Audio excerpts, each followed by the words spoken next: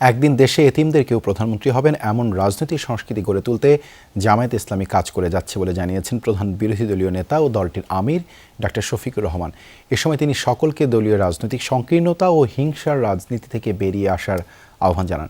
প্রথম রমজানে রাজধানীর মিরপুরে এতিমদের সম্মানে আয়োজিত ইফতার মাহফিলে এসব কথা বলেন সংসদের বিরোধী দলীয় নেতা।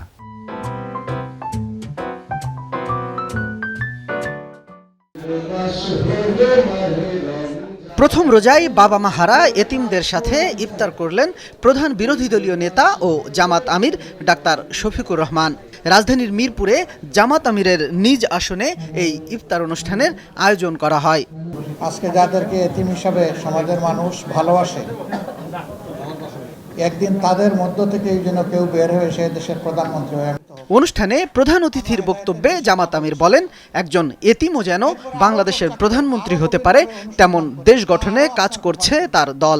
দলীয় ও রাজনৈতিক সংকীর্ণতা থেকে বেরিয়ে এসে হিংসা বিদ্বেষ ভুলে দেশকে এগিয়ে নিতে সব রাজনৈতিক দলের প্রতি আহ্বান জানান তিনি।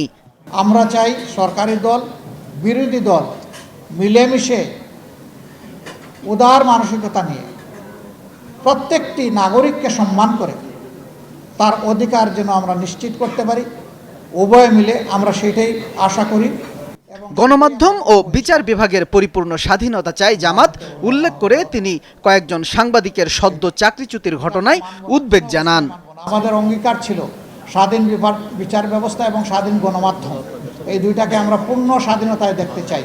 গণমাধ্যম তার মতো করে চর্চা করুক, জনগণ গণমাধ্যমের মেসেজ কীভাবে নেবে এটা জনগণের ব্যাপার, কিন্তু এখানে কেউ হস্তক্ষেপ করবে এটা গণমাধ্যমের স্বাধীনতার উপর নির্লজ্জ হস্তক্ষেপ। যারা এটা করেছেন তাদের প্রতি আমাদের বিনয়ী অনুরোধ, আপনারা এখান থেকে ফিরে আসুন, যারা যেখানে ছিল তাদেরকে পুনর্বহাল করুন।